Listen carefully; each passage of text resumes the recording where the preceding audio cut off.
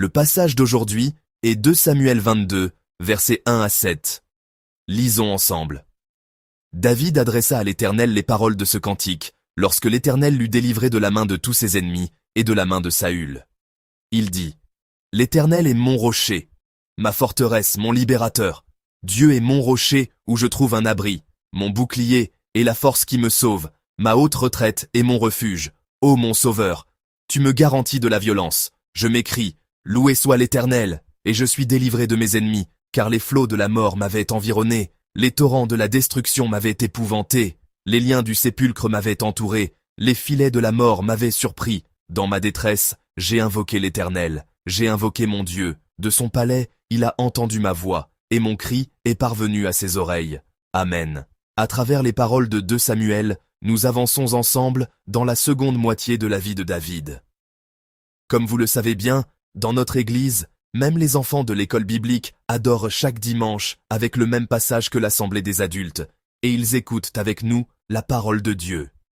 En pensant à cela, je me suis dit qu'en entendant chaque semaine les récits de 2 Samuel, beaucoup de nos enfants avaient sans doute commencé à être déçus par David.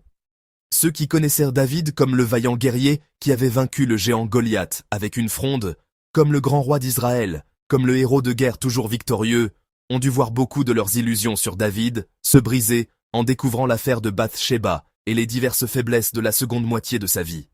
Mais c'est précisément cela, l'être humain. Parfois nous nous tenons devant Dieu avec une foi étonnamment ferme, et parfois nous nous effondrons misérablement devant le péché, dans une impuissance terrible. Voilà ce que nous sommes, nous les êtres humains faibles. Voilà aussi David, et voilà également notre propre visage.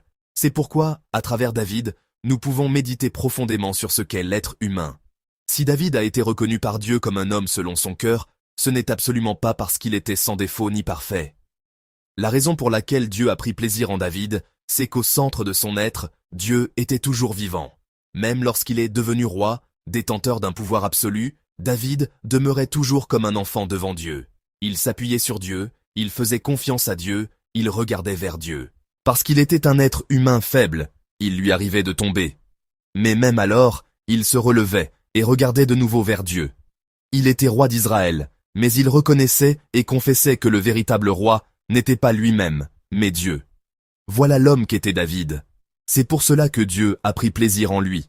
Ce David, qui vivait sa vie donnée par Dieu, en marchant avec lui dans une relation vivante, dans une relation véritablement vivante avec Dieu, nous pouvons encore le découvrir dans la parole d'aujourd'hui.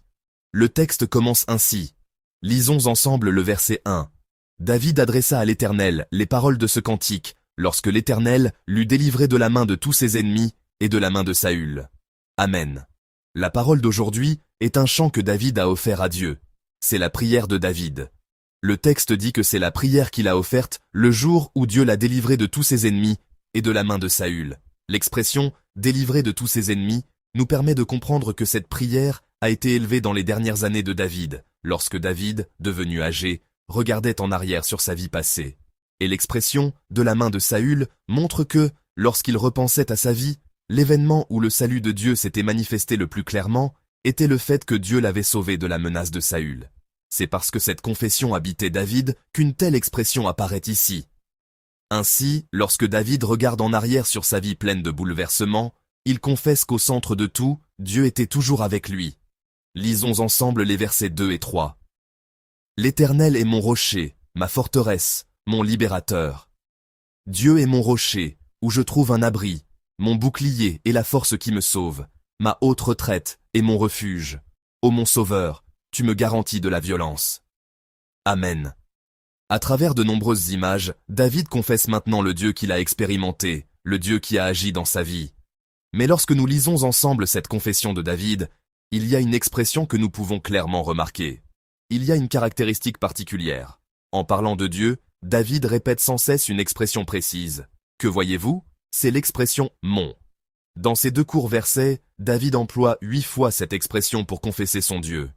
L'Éternel est mon rocher, ma forteresse, mon libérateur. Dieu est mon rocher, où je trouve un abri, mon bouclier, et la force qui me sauve, ma haute retraite et mon refuge. Ô mon sauveur! Ainsi, David confesse de tout son cœur. Dieu est mon Dieu. En méditant cette confession de David, j'ai vraiment envié David. Combien devait-il marcher avec Dieu d'une manière vivante dans sa vie pour pouvoir confesser Dieu jusqu'à ce point comme son Dieu? Combien Dieu devait-il être proche et intime pour David? David était quelqu'un qui savait clairement ce qu'est une vie qui marche véritablement avec Dieu. Il fait ici une confession que seul quelqu'un ayant réellement marché avec Dieu toute sa vie peut faire. Alors, David fait-il une telle confession parce qu'il aurait beaucoup expérimenté, dans sa vie, des miracles de Dieu et des interventions surnaturelles de Dieu? Non. Lorsque nous lisons la Bible, nous voyons bien des événements où Dieu agit au-delà de l'ordre naturel. Mais si nous regardons la vie de David, il est difficile d'y trouver ce genre de miracle. David a toujours couru de ses propres pieds. Il a fait de son mieux de ses propres mains et de ses propres pas. Chaque fois qu'il y avait guerre ou menace, il passait des nuits sans dormir. Il a payé beaucoup de sacrifices pour arriver jusqu'ici. Comme nous l'avons partagé hier pendant le culte du dimanche, lorsque David a combattu les géants guerriers des Philistins, ce n'est pas parce que la foudre est soudainement tombée pour les repousser. C'est David, avec ses chefs et ses vaillants hommes, qui a combattu de toutes ses forces, au péril de sa vie, et qui a repoussé les géants guerriers des Philistins. David aurait largement pu dire « Ma vie, c'est moi qui l'ai faite. Ma vie, c'est moi qui l'ai ouverte par mes propres efforts. » Mais David était un homme de foi, capable de voir le Dieu invisible qui agit pourtant avec certitude. David a traversé beaucoup de crises et de moments décisifs dans sa vie. À chaque fois, il a reconnu humblement que celui qui lui avait donné du courage, de la sagesse, de la foi, et qui lui avait ouvert un chemin de vie, c'était Dieu. Il y a eu beaucoup d'événements dans ma vie, beaucoup de crises et de tournants, mais chaque fois, celui qui m'a donné du courage, c'est Dieu. Celui qui m'a donné de la sagesse, c'est Dieu. Celui qui m'a ouvert un chemin pour vivre, c'est Dieu. Voilà ce qu'il reconnaissait humblement. Qu'il agisse lui-même ou que Dieu agisse à travers des personnes, David pouvait voir que tout cela se trouvait dans l'œuvre et le règne de Dieu, et que c'était l'œuvre de Dieu. Lorsqu'il a ouvert ainsi les yeux de la foi, il a pu comprendre que tout dans sa vie était vraiment la grâce de Dieu. Il n'y avait aucun endroit que la main de Dieu n'avait pas atteint. Il voyait clairement que sa vie était en Dieu. C'est pourquoi David a pu faire, dans le texte d'aujourd'hui, cette confession étonnante de grâce. Mon Dieu, mon refuge, mon rocher, ma forteresse, mon sauveur. Il a pu confesser, tout ce qui est à moi, absolument tout, c'est dans Dieu et par la grâce de Dieu que j'ai marché. Cher saint, j'ai déjà lu cette expression. La foi, c'est vivre comme si l'on voyait le Dieu invisible. C'est vraiment ainsi. La foi, c'est vivre comme si l'on voyait le Dieu invisible. Bien qu'il soit invisible, Dieu est vivant, et il est avec nous. Il nous sauve en Jésus-Christ, et il est Emmanuel, Dieu avec nous. Je crois que vivre comme si nous voyions ce Dieu-là, c'est la vie de foi. C'est pourquoi la vie de foi consiste à être conscient du Dieu Emmanuel, qui est avec nous bien qu'il soit invisible, à nous appuyer sur Dieu, à faire confiance à Dieu, et à marcher avec Dieu. C'est à cette vie que nous, chrétiens, avons été appelés. Je vous bénis donc au nom du Seigneur, afin que nous nous efforcions tous véritablement, comme David, de toujours marcher avec Dieu. Je souhaite que nous vivions chaque jour qui nous est donné dans une relation vivante et profonde avec Dieu, dans une relation véritablement vivante avec lui. Lorsque, comme David, nous regardons nous aussi vers le Dieu invisible par la foi et que nous marchons avec Dieu, je crois que Dieu nous fera entendre, à travers notre vie, cette parole qu'il a fait entendre à David. Je suis ton Dieu. Et je crois qu'il nous accordera la grâce de vivre, comme David, en confessant et en louant. Mon Dieu qui a été avec moi toute ma vie. Dieu est mon Dieu, Dieu est mon Dieu. Alors, chers saints, je vous bénis au nom du Seigneur. Que cette journée soit pour nous tous une journée où nous regardons par la foi vers le Dieu invisible, mais vivant et agissant, et où nous marchons intimement avec lui.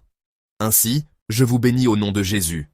Que cette journée soit aujourd'hui une journée où, de nos lèvres et de notre âme, nous avançons en chantant « Dieu est mon Dieu ».